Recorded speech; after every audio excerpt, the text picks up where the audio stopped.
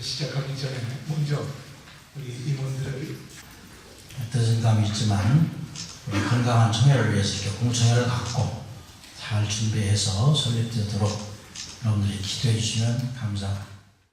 공법을 하수같이 흐르게 하자고 하는 하나님의 말씀이 있습니다. 우리 한국교회는 또 소송중이라고 하는 이런 말이 또 있고요. 또 우리 총회는 법이 없다 이런 말도 회자되기도 하고요.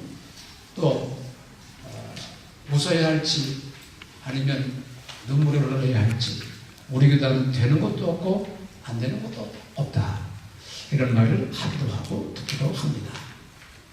결국 이런 이야기들이 왜 회자되고 있느냐, 한마디로 말하면 법이 심각하게 남용되고 있다, 더 나아가서는 법이 실종되고 있다, 이런 의미가 아니겠나 생각이 듭니다. 그러면 법이 없느냐? 법이 없는 게 아니죠.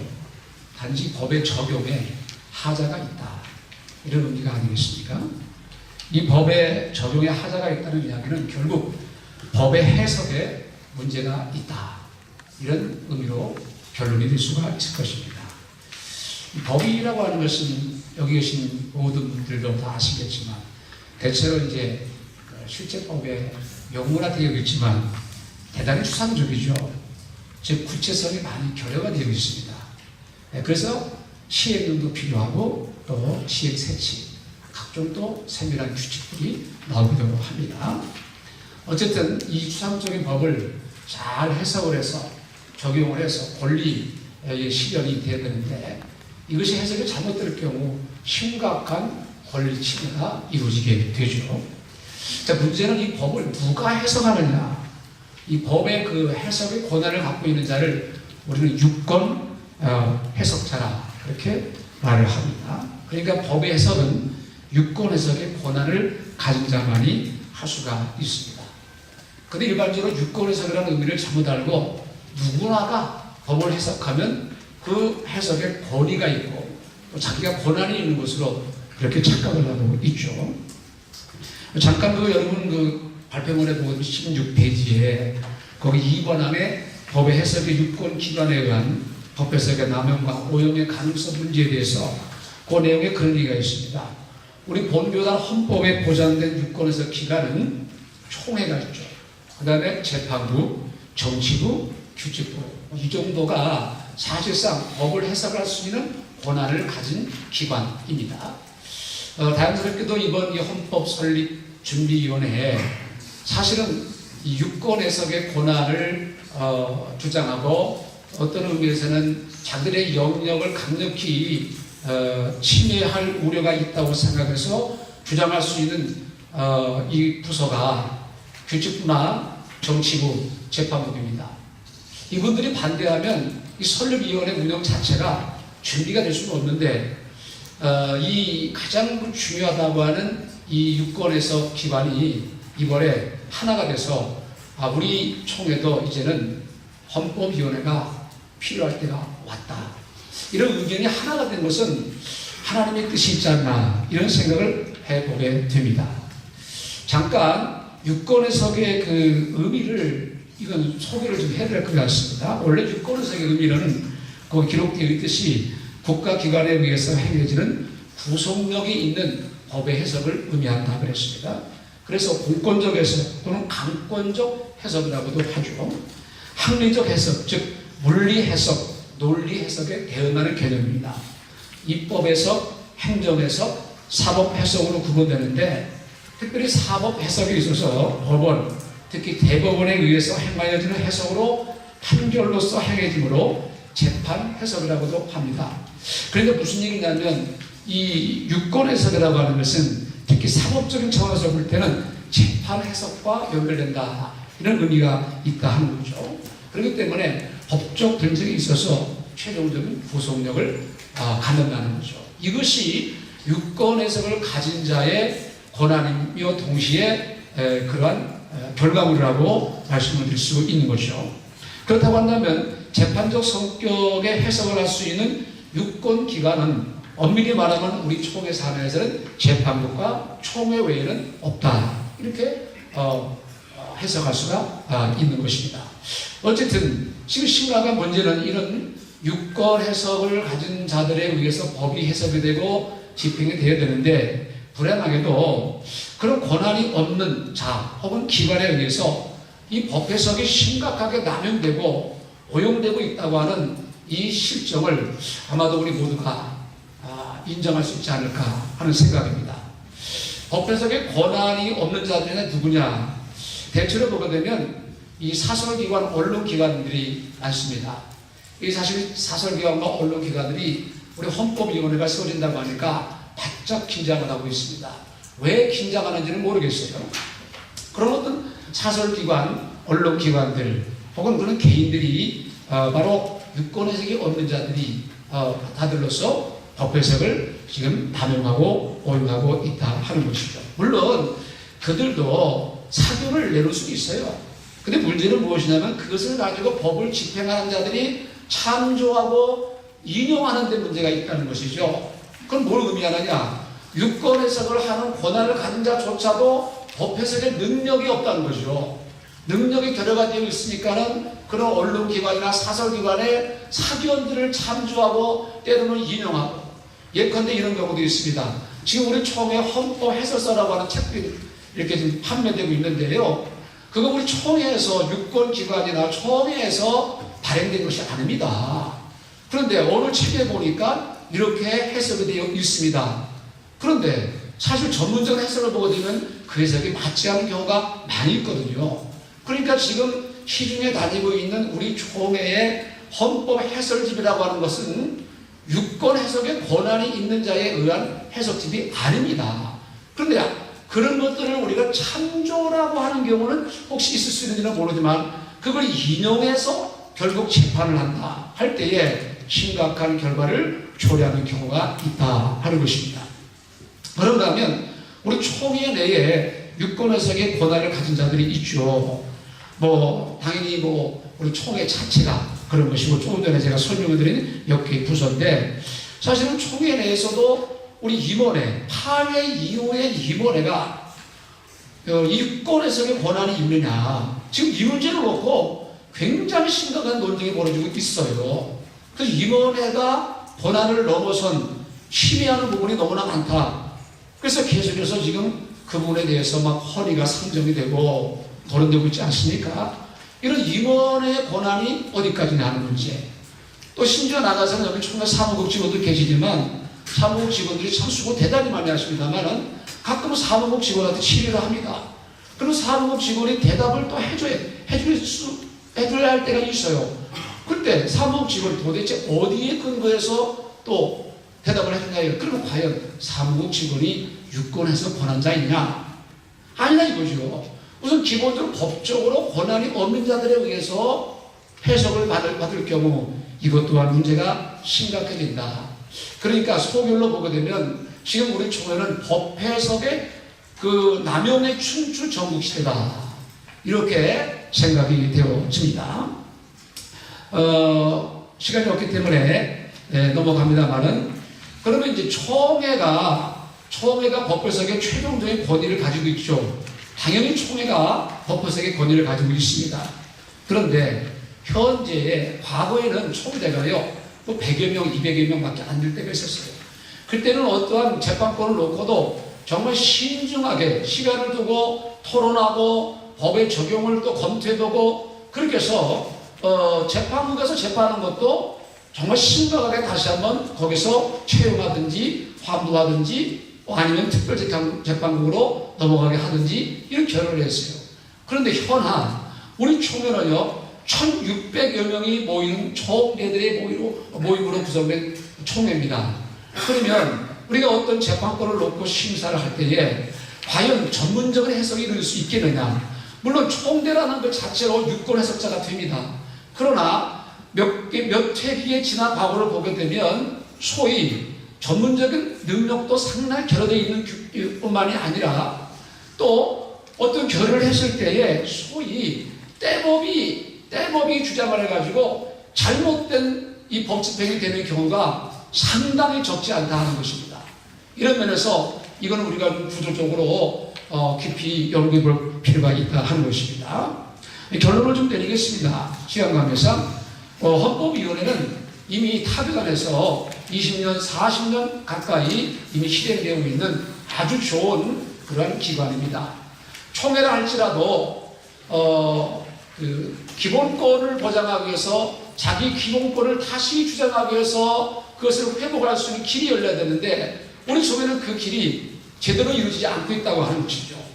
그렇기 때문에 이제 이 헌법위원회는 우리 총회 여러 가지 사정을 대내적 사정을 볼 때 이제는 상설화될 필요가 있다 이런 생각을 해보게 된 것입니다.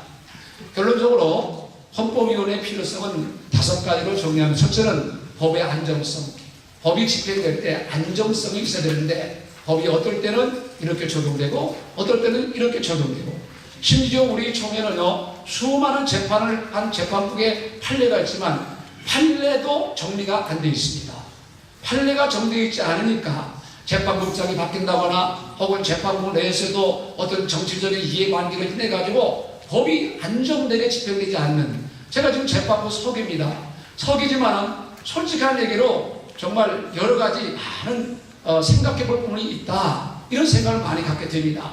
법의 안정성 대단히 심각한 지경에 올라왔다. 두 번째는 권리를 구제하는 방법으로서 반드시 권리를 구제하는 방법에서 보다 더 전문성 있는 그 유권 해석자에 의해서 권리가 구제가 되고 실현되어야 되겠다. 세 번째는 그러므로 법이 남용되는 것을 방지할 수 있는 장치가 된다. 네 번째는 그러므로 예방 차원에서라도 미리 이것을 우리가 미리 지도해 줄 때에 노예 재판이나 혹은 총회 재판이나 혹은 총회의 최종적인 결의도 전문적인 이 법해석 기관에 자문을 얻고 상의를 한 다음에 하게 될 경우는 실수를 상당히 방지할 수 있다.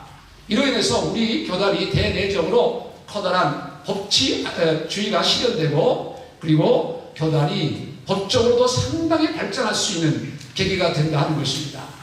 마지막으로 제가 1분만 말씀드리면 헌법위원회가 설립된다고 하니까 모모 그룹에서는 이것을 저지하기 위한 대책위원회까지 세웠다고 그러는데 너무 겁먹지 않아도 좋을 것 같습니다. 왜냐하면 충분히 우리가 논의하고 차후에 총회에 내놓을 때는 구체적인 방법까지 이제 제시하고 총회에 상정이 될 텐데 그때 여러분이 그냥 감정만 갖고 혹은 어떤 새로운 것에 대한 두려움만 갖지 마시고 한번 마음을 여시고 객관적인 검토를 하셔서 좀 좋은 쪽으로 결의해 주시면 도움이 되었으면 하는 바람으로 제 발표를 마치도록 하겠습니다. 감사합니다. 우리 정치부 임원들도 모여서 이야기도 하고 그랬지만 사실 이것은 너무 필요한 그런 문제다 해서 우리 정치부에서도 동의를 하고 이 문제에 같이 이렇게 동참을 하게 되었습니다. 우리 지난 100일의 그 총회를 앞두고 우리 총회 정책연구위원회에서 총대 1517명을 대상으로 조사한 것이 있습니다. 거기 보면 우리 총회에 대해서 만족하느냐, 우리 총회에 대해서 신뢰하느냐라고 하는 이런 문제에 있어서 참 불행하게도 총회를 신뢰하지 못한다, 우리 총회에 대해서 만족하지 못한다 라고 하는 이런 응답이 훨씬 더 높았다는 것입니다. 그 가운데서도 특별히 총회의 주요 기관이라고 할 수 있는 이 재판국에 대한 이 신뢰도, 우리 재판국 서기님도 계시는데 재판국에 대한 신뢰도를 물었을 때 신뢰한다는 응답이 25%밖에 되지 않았습니다. 이 말은 거의 75%, 쉽게 얘기하면 거의 대부분의 우리 총대들이 재판국 판결에 대해서 신뢰를 못한다는 거죠. 그럼 이게 뭐가 문제가 되어서 신뢰하지 못할까라고 하는 이런 문제인데요. 우리가 많은 이런저런 이야기를 할 수 있을 겁니다. 우리 총회가 정말 법에 의한 법 적용이 정확하게 공정하게 이루어지고 있다면 신뢰하지 못할 이유가 하등 없겠죠. 그런데 그것이 안 되고 있다고 하는 것은 무엇의 문제일까? 사람의 문제일까? 아니면 우리 헌법의 문제일까? 아니면 법을 해석하는 문제일까? 이런 문제에 대해서 우리가 깊이 좀 고민을 해보아야 될 그런 시점에 이미 와 있다라고 하는 것인데요. 사실 우리 교단이 가지고 있는 헌법 참 훌륭한 법입니다. 그런데 여러분들이 우리 헌법을 다 가지고 있고 또 우리가 읽고 있고 배우고 있지만 우리 헌법이 너무 사실은 구체적이지는 못합니다. 우리 이제 그 재판을 하기 위한 이런 법은 건징이라고 하는 것인데 이 건징 법도 왜 건징조례라고 하는지는 잘 모르겠어요. 헌법에 조례가 왜 붙는지는 저는 아직도 이해가 안 되는데 헌법수정위원들 보고 자꾸 이야기를 해도 조례를 빼버려라. 그래도 그걸 못 빼더라고요. 그런데 이 건징법을 보면 부피가 얼마 되지 않습니다. 그 작은 것을 가지고 이제 적용을 하고 그 재판을 하고 이렇게 해야 되다가 보니까 해석하는 문제가 사람마다 달라집니다. 사람마다 달라지기도 하고 사람마다 달라지기도 하고 이러니까 어떤 경우에는 이렇게 했다가 어떤 경우에는 저렇게 했다가 이러니까 모든 사람들이 거기에 신뢰를 보내지 못하는 이런 문제가 있다는 거죠. 이런 문제에 있어서 우리가 구체적이지 못한 우리 헌법을 어떻게 해석하고 어떻게 적용하고 그 법을 어떻게 시행할 것인가 이런 문제들을 결정해주고 좀 조언을 해주고 할 수 있는 그런 위원회는 이제는 반드시 필요할 때가 되었다라고 하는 생각을 합니다. 그리고 우리 총회는 여러분들이 조금 전에도 얘기했다시피 157개 노회인가요? 약 한 160개 가까이 되는 노회가 있습니다. 그리고 총회가 모이면 약 한 1,500명이 넘는 총대가 모이는 거대 총회가 되어져 있습니다. 그러다가 보니까 수많은 갈등이 생깁니다. 이 갈등이 해소가 되어야 되는데 이 갈등을 해소할 수 있는 그런 장치가 우리 교단에는 없다라고 하는데 심각한 문제가 있는 것이죠. 사실 갈등이라고 하는 것은 다 가만히 보면 법리적인 문제로 갈등이 일어나는 것이거든요. 이것을 중간에서 해석을 해주고 이것을 치유해 줄 수 있는 기간이 필요하다는 것입니다. 예를 들면 우리 지금은 이제 조금 잠잠해지는 것 같은데요. 우리 교단이 그 금년에 강도사 고시 문제 때문에 참 많이 시끄러웠습니다. 고시부에서는 우리는 법대로 하겠다라고 이야기를 합니다. 총회 실행위원회가 모여서 실행위원회의 결의는 법이다. 그래서 또 총회에서도 우리도 이것도 법이다. 이렇게 해가지고 총회 고시부에서는 자기들이 법이라고 그러고 총회 쪽에서는 실행위원회의 결의가 법이라고 이야기하고 그렇게 해서 서로 법을 주장하는데 이제 그 고시를 봐야 될 사람들은 자기들이 원래 고시를 볼 수 있을 것인지 못 볼 것인지 보면 이익을 당할 것인지 불이익을 당할 것인지 이것 때문에 심각한데 그걸 치유해 줄 수 있는 기관이 아무도 없다는 거예요. 그러면 뭐가 법이냐라고 하는 것은 총회 때 가야만 결정이 나는데 총회 때 가야만 9월 총회에 가야 결정이 나는데 9월 총회까지 기다리기 전에 이미 고시로 봐야 되잖아요. 고시는 치러야 되는데 이걸 해결해 줄 수 있는 기관이 없어요. 헌법위원회가 있다면 무엇이 법이라고 하는 것을 법을 분명히 적용을 해주고 지적을 해준다면 이 문제는 간단히 해결되어질 수 있는 문제인데 이런 갈등조차도 하나 해결할 수 있는 기관이 우리 총회에 없다라고 하는 것은 심각한 문제죠. 요즘 아마 신문이라든지 이런 걸 통해서 많이 거론되어지고 있는 부분들 여러분들이 보시는데요. 심현범 목사님하고 그 소재열 목사님하고 당회 개회 정족수, 의결 정족수 이 문제를 가지고도 논쟁이 막 붙어 있습니다. 서로가 법이라고 이야기를 합니다. 여러분들 우리 교회단은 그러면 어느 법을 따라서 가야 될까요? 어느 것이 맞는 이야기일까요? 여기에 대해서 아무도 이야기를 못합니다. 그러면 이 문제를 가지고 당회가 모였을 때 혹은 그 공동회라든지 노회가 모였을 때 어떻게 그걸 받아들이고 그 문서를 접수하고 해석을 해야 되는지 아무도 이야기를 해주지 못합니다. 이런 갈등, 이런 해석의 문제를 치유해 줄 수 있는 헌법위원회는 반드시 필요하다라고 하는 그런 생각을 하게 됩니다. 그 다음에 법 해석의 이 안정성과 통일성, 뭐 이런 문제는 조금 전에 우리 김영범 목사님께서 말씀해 주셨지만 우리 총회 안에 너무나도 법 전문가들이 난립해 있다는 것입니다. 각자 의견이 통일되지 않은, 그래서 그야말로 권한 없는 자들이 권한 있는 것처럼 해석을 하고 그것을 적용하려고 하고, 그래서 거기에 사람들이 문제가 생기면 그쪽에 가서 자문을 받고 그 자문 받은 것이 전부인 양 그것을 가지고 막 떠들게 되어지고 시끄러워지는, 그래서 총회에 오면 이게 또 갈등이 되어지는 이런 문제들도 참 많습니다. 많은 사람들이 법 해석을 이 사설기관이라든지 다른 이 사람들에게 도움을 받으려고 하는 이유가 무엇일까요? 물론 자기 자신이 법을 잘 모른다라고 하는 것도 있지만 법 해석을 해줄 수 있는 기관이 없기 때문인 것이죠. 그래서 헌법위원회는 반드시 필요하다라고 하는 생각을 하고요. 그 다음에 되돌릴 수 없는 권한 침해가 있을 경우에 그럼 우리가 어떻게 할 것이냐라고 하는 이런 문제가 생깁니다. 되돌릴 수 없는 권한. 예를 들면 이런 것입니다. 이건 하나의 예니까 여러분들이 참고를 하시면 돼요.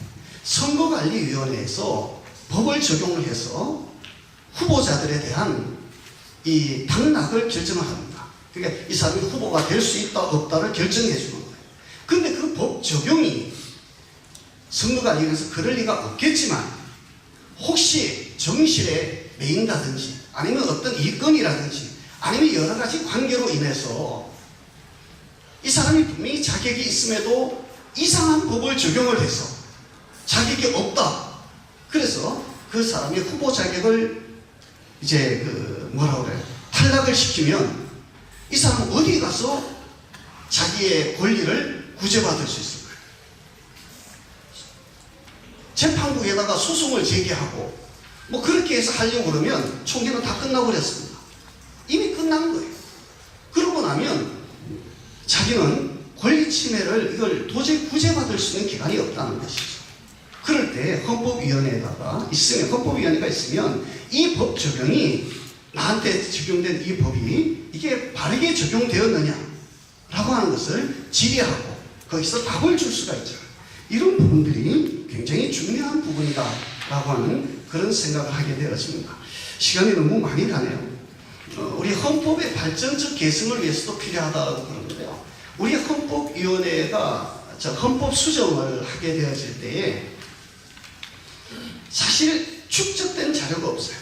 어느 해에 헌법 수정위원을 내고 그럼 그 사람들이 그냥 바로 막 해서 이렇게 하다가 보니까 이 축적된 자료가 전혀 없는 상태에서 헌법이 개정되어지고 수정되어지는 이런 부분들, 이것을 위해서는 이제 어떤 헌법위원회 같은 기관이 있으면 그런 자료들을 축적하고 또 어떤 방향으로 나아가야 되는지 그런 방향을 설정하고 하는 이런 부분에서도 굉장히 중요한 부분이 될 것이라고 생각합니다.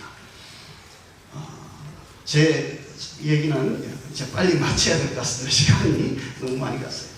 이제 다음번 이제 발제자가 나오셔서 아마 우리 헌법위원회 여러 가지 여러분들이 걱정하는 부분들, 이런 부분들에 대한 해결 방안을 좀 얘기를 해 주실 텐데요.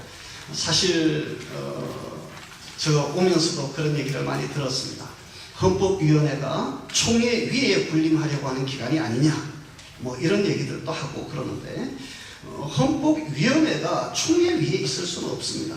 어떤 경우에도 어떤 기관도 총회 위에 있을 수는 없죠.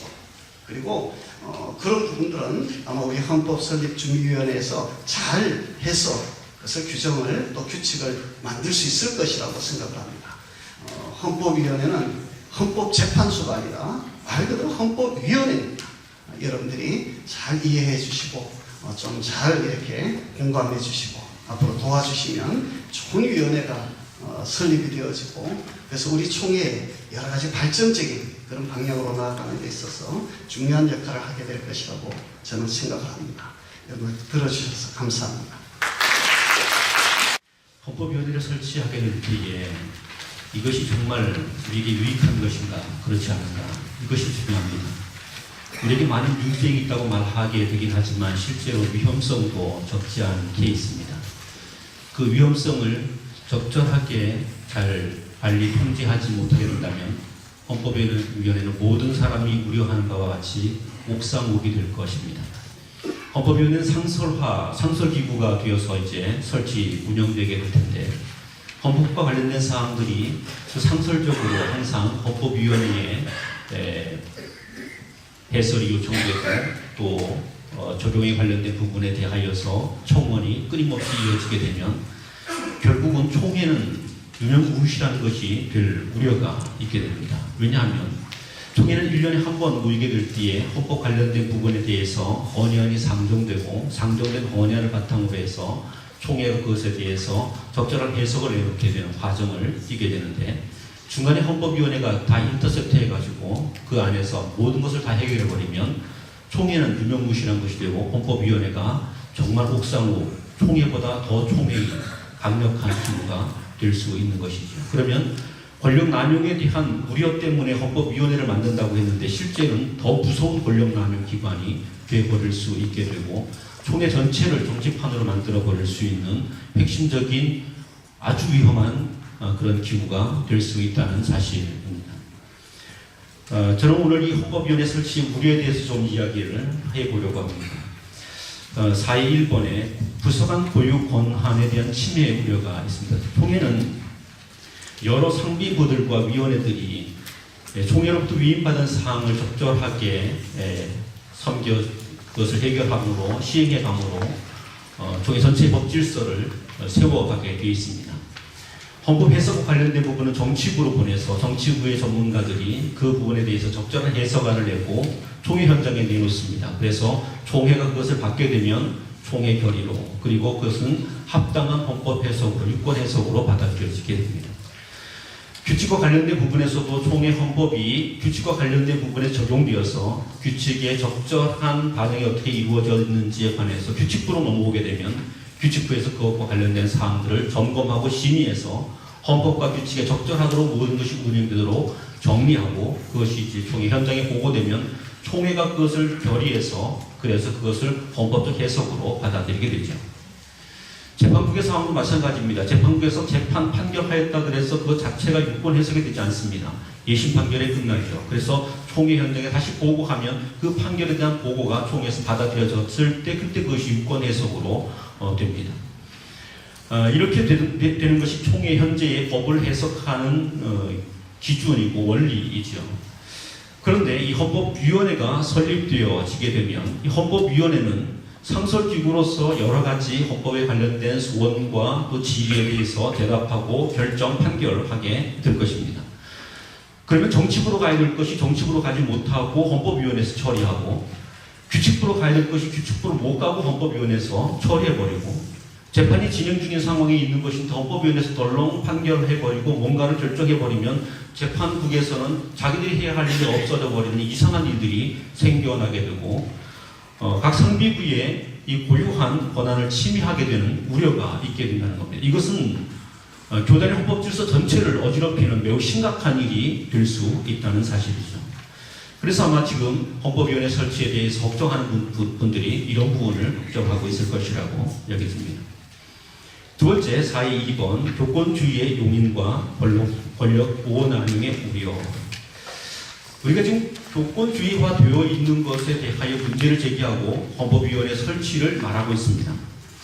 그리고 권력이 오남용되는 것을 해결할 수 있는 기구로서 헌법위원회를 말하고 있습니다. 그런데 헌법위원회 자체가 권력의 오남용 기구가 되어버릴 수 있다는 겁니다. 헌법위원회가 정말 성실하고 정직하게 그 직무를 잘 감당하게 된다면 유익성도 있겠지만 사람이 하는 일입니다. 헌법위원회에 정말 나쁜 사람들이 들어와서 그래서 헌법 해석을 엉망으로 만들어버리고 자기들의 어떤 야심을 채우는 도구로 만들어버리고 자기들의 어떤 정권을 정치적 권력이나 교권적 권력을 확장하는 도구로 이것을 이용해버리게 된다고 한다면 이것은 현재의 교단 질서를 더욱 심각하게 만드는 일이 될 수밖에 없다는 사실입니다. 그래서 아마도 헌법위원회를 반대하는 분들은 이런 부분 때문에 그럴 것 같습니다. 권력의 오남용, 교권주의화됨, 옥상옥의 문제 이런 것 때문에 반대하게 될 것이라고 여겨집니다. 저도 마찬가지로 상설위원회로서의 헌법위원회는 이런 위험성이 있다 이렇게 말씀드립니다. 최근에 모 장로님께서 기독신문과 장로신문을 통해서 헌법위원회 설치는 불가역적 위헌이다 이런 주장들을 하신 바가 있습니다. 그 글을 꼼꼼히 살펴봤습니다. 헌법위원회에 대한 아주 심각한 우려가 있어요. 아마도 이 헌법위원회가 헌법을 훼손할 수 있는 가능성이 있다 그런 주장입니다. 그 가운데는 크게 세 가지의 이야기를 담고 있습니다. 총회는 정치 해석과 법 해석에 있어서 총회에 여러 가지 절차가 있게 되는데 총회 7위기구의 최상위 7위기구는 총회의 문제라는 겁니다. 그 위에 다른 어떤 기구도 있을 수 없다는 것이죠. 그리고 총회는 총회 직무가 있게 되는데 총회에만 헌법 해석의 전권이 맡겨져 있다는 것이 총회 헌법에 기록되어 있다는 사실이죠. 그런데 이와 같은 사건을 이와 같이 헌법에 기록되어 있는데 이 헌법에 기록되어 있는 것을 위반해서 헌법위원회를 만들고 헌법위원회를 통해서 뭔가 문제를 해결하게 된다면 이것은 헌법의 위반이다. 헌법의 위반이므로 위헌적인 기구이다. 이렇게 주장하신 것이었습니다. 그리고 그분의 최근의 주장은 현재 헌법위원회 준비위원회조차도 헌법적 근거를 갖고 있지 못하기 때문에 위헌이다. 이런 주장을 하신 바가 있습니다. 걱정이라고 생각이 됩니다. 걱정 때문에 그런 주장을 하셨을 것이라고 생각이 됩니다. 그 주장은 첫째도 둘째도 사실은 합당하다고 말하기는 좀 어려운 부분이 있습니다. 그러나 그분의 주장 가운데 아주 중요한 부분이 있습니다. 법적 근거를 마련해야 된다는 것이죠.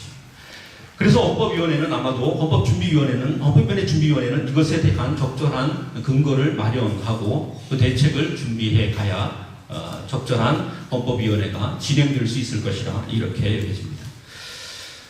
저는 이제 헌법위원회가 이렇게 우려가 되는 바가 있는데 그럼 우려가 되면 하지 말아야 되느냐?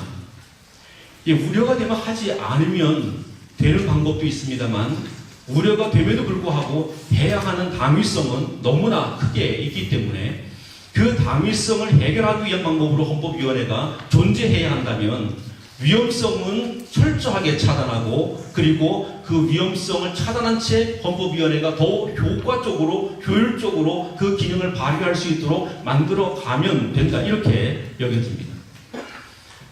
저는 이 헌법위원회를 아주 무서운 칼날로 비유하고 싶습니다. 지금 우리 사회에는 칼을 안 쓰고 있는 사람은 없습니다. 모든 집에 다 칼이 있습니다. 그 칼이 있는데 그 칼은 한편으로 무서운 흉기가 될 수도 있습니다. 그렇지만 그 칼은 우리 생활에 매우 유용한 도구가 되어지기도 합니다. 헌법위원회는 지금 그와 같은 역할과 기능을 하게 된다는 것이죠.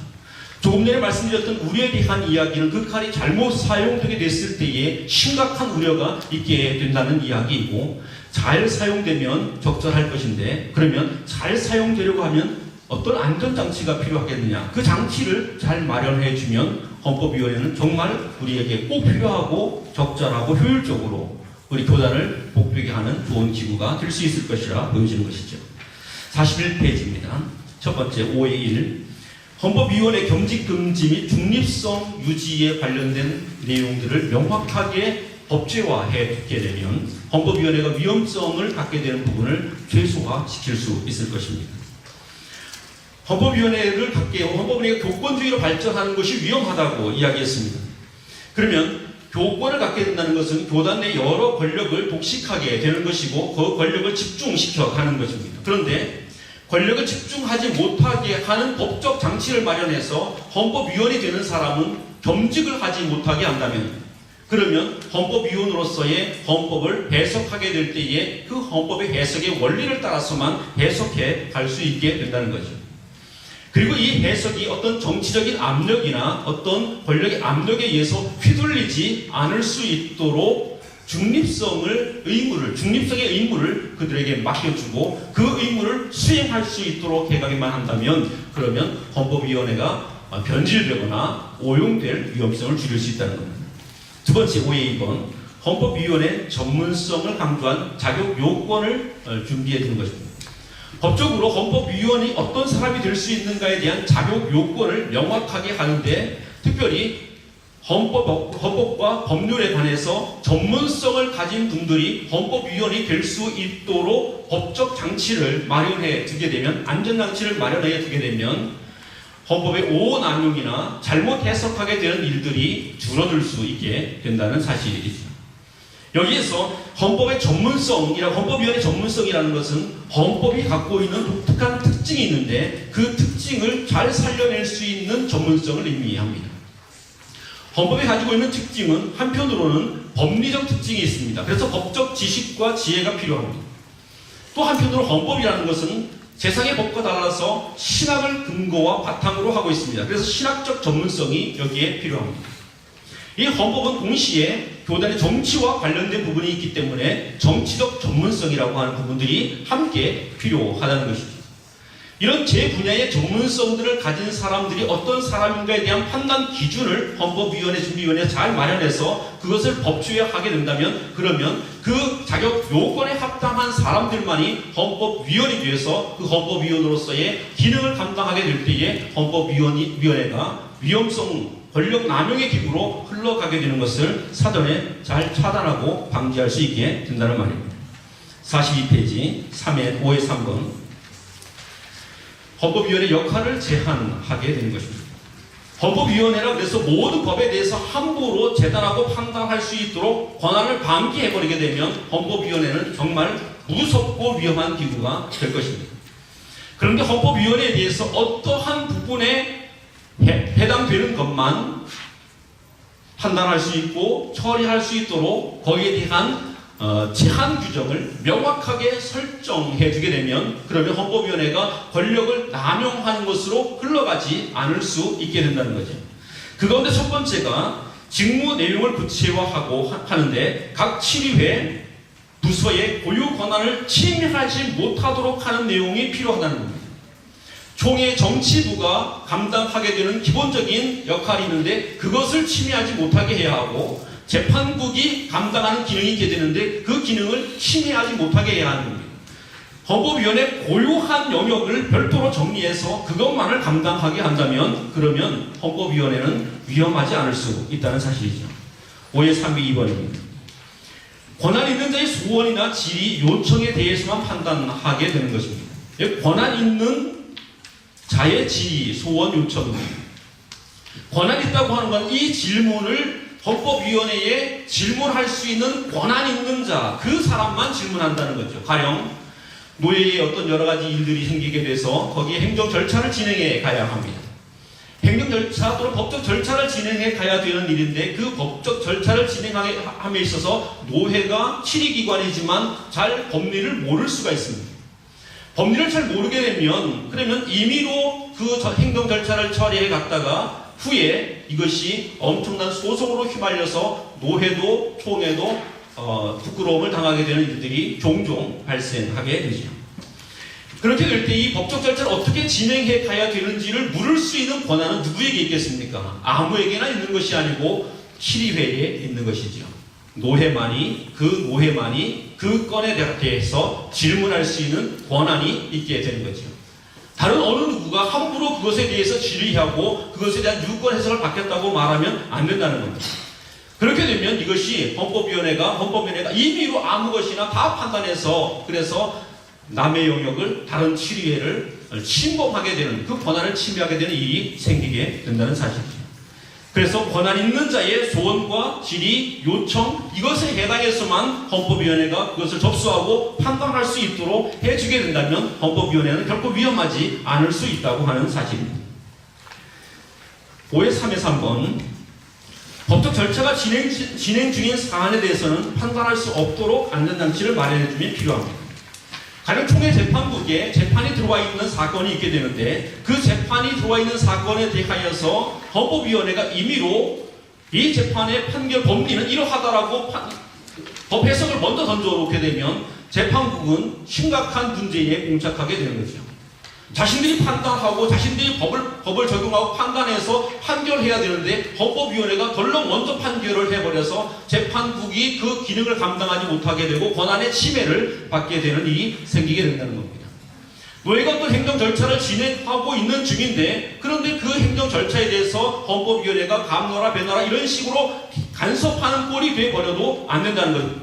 그래서 법적 절차가 진행 중인 사안에 대해서는 헌법위원회가 그것에 판단하지 못하고, 그것이 종결되고 그것으로 말미암아 어떤 권리 침해가 발생하게 됐을 때 그 권리 침해를 받은 당사자들만이 헌법위원회에다가 소원을 또는 질의와 요청을 할 수 있도록 하게 되어야 한다는 사실입니다.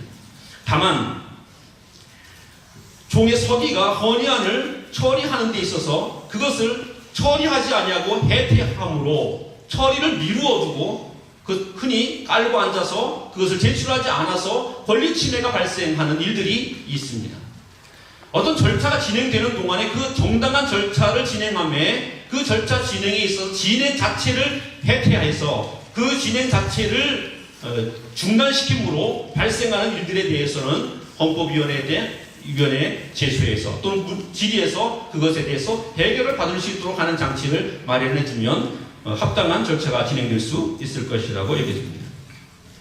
그리고 헌법위원회가 위험하게 되는 이유 가운데 하나는 임의로 함부로 모든 것을 판단하게 되기 때문이라는 거죠. 그런데 오늘 여기 5의 4번 헌법위원회 결의 요건을 강화해주면 문제를 해결할 수 있습니다.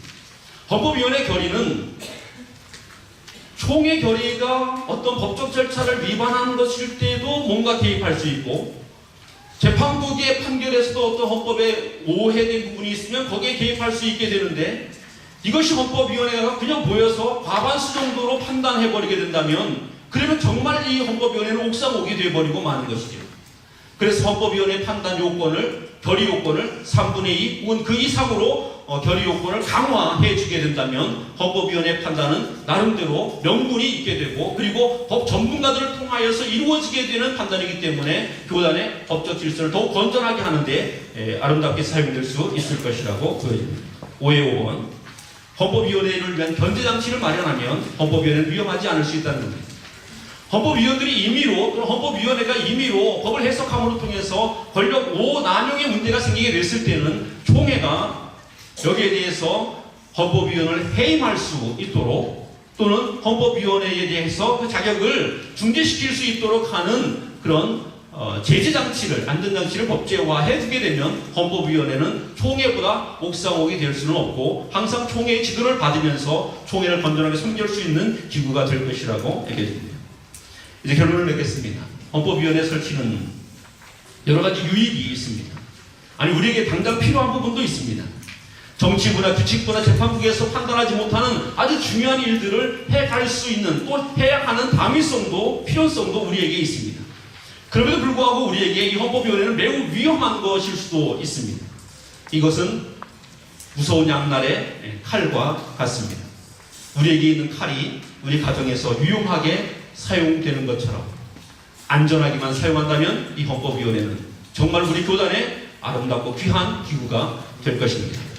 이 헌법위원회가 안전하기 위해서 여러 가지 장치를 잘 마련해서 진행한다면 이것이 잘 될 수 있을 것입니다. 우리 총대 여러분들이 이번 기회에 이 103회 총회에서 이 헌법위원회가 제대로 잘 성립될 수 있도록 잘 협력해 주시면 아름다운 결과가 있고 총회의 귀한 법적 발전에 도움이 될 것이라고 여깁니다. 감사합니다.